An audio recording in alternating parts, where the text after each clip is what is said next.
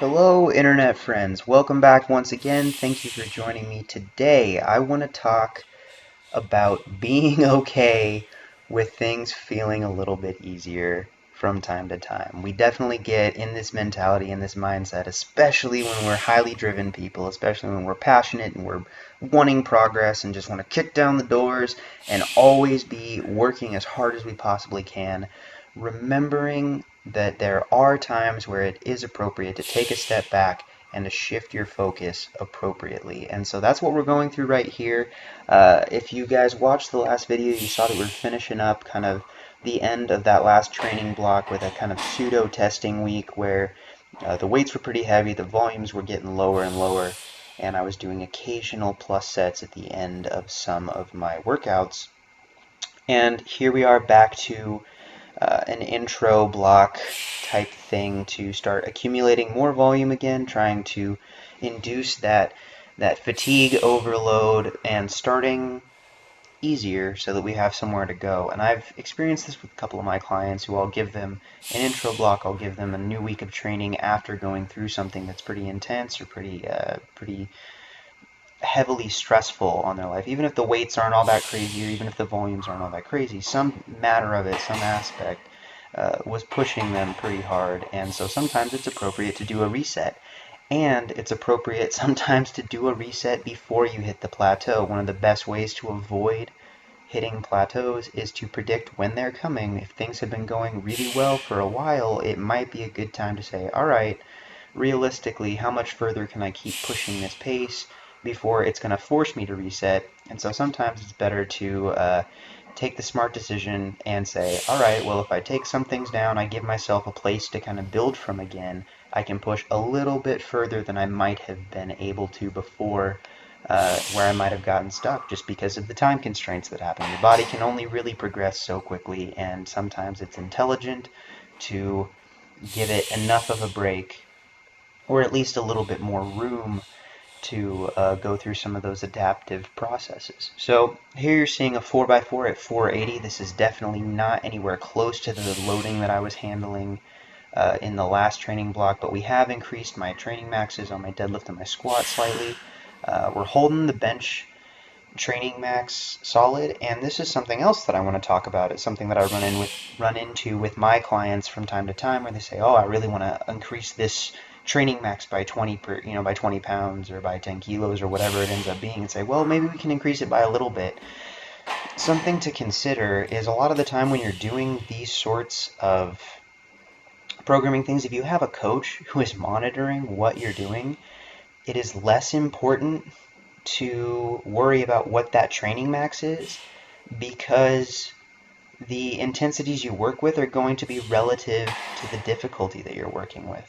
At least in most coaching scenarios that I'm familiar with, I mean, if you're just doing a program that's like a 12-week program, yeah, your maxes are a little bit more important. But if you have someone whose job is to adjust programs to fit you specifically, even if your training max is not super accurate, they can let you go a little bit heavier on those intensities towards the tail end, because the relative intensity is going to be different. And so I have a feeling that's what we're doing here with me, starting pretty light and moving a little bit. But if we get to the end and I end up doing sets of 5 at like 90 or 92% or something, that doesn't necessarily mean that I'm working with some crazy work capacity in those ranges, but it might be an indicator that some of the training maxes we were working with weren't as heavy. But that's fine, because we'll be working to the best of my ability eventually and kind of pushing the envelope.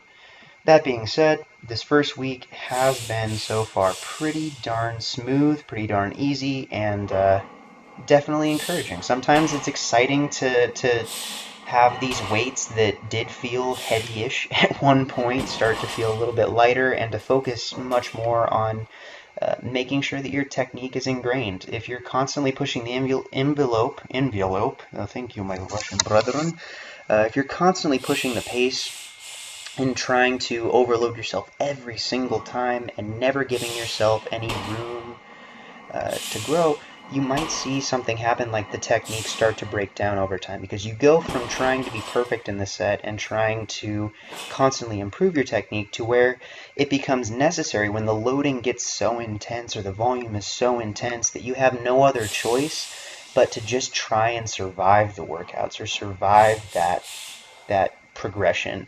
Where here it gives a good opportunity to scale things back a little bit. And I don't know the last time that 585 has really moved that well on a deadlift for me, especially on a stiff bar, and especially at this lower body weight that I've been rocking. I've had a couple of really PR low weigh-ins recently, a couple of 210 weigh-ins, which seemed just insane for me, considering that at one point I was at 223, and I've really just kind of cleaned up my diet a little bit and been really, really on track with my macros and working on my recovery and my sleep, and the training and everything has been paying off well, and I'm really excited and want to keep doing more, but I do appreciate this time to focus on technique, to feel like the weights are easy in my hands, to feel like the weights are easy on my back, and I can just hone in on that. And part of me is telling you this because I have clients who struggle with the same kind of thing and always want to do more, always want to do more.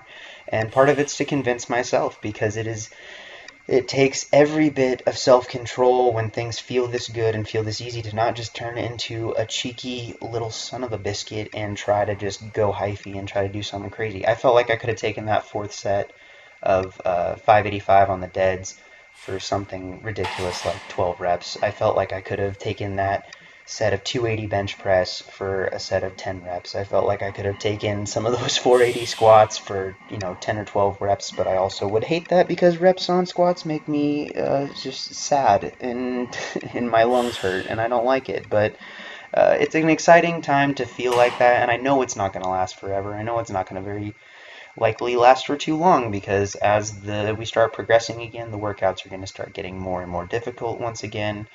And so I guess what I'm trying to say is appreciate these times when you have something left in the tank, when you can shift your focus to a little bit more of a refined, precise, technical uh, outcome or objective, and not worry quite so much about just having to get through the session. It's much more beneficial to look at those plateaus before they get there and give yourself enough room to keep growing, keep broadening your ability level, and to keep building that base up, because the goal is somewhere down in the future. And yes, you always want to be chasing it, but it's so important to make sure that you're doing it in a holistic, objective way, and that you have a solid plan. Make sure that you're working more towards that goal than the individual right now moment, because it will pay off so much more in the future if you just commit and you're persistent and you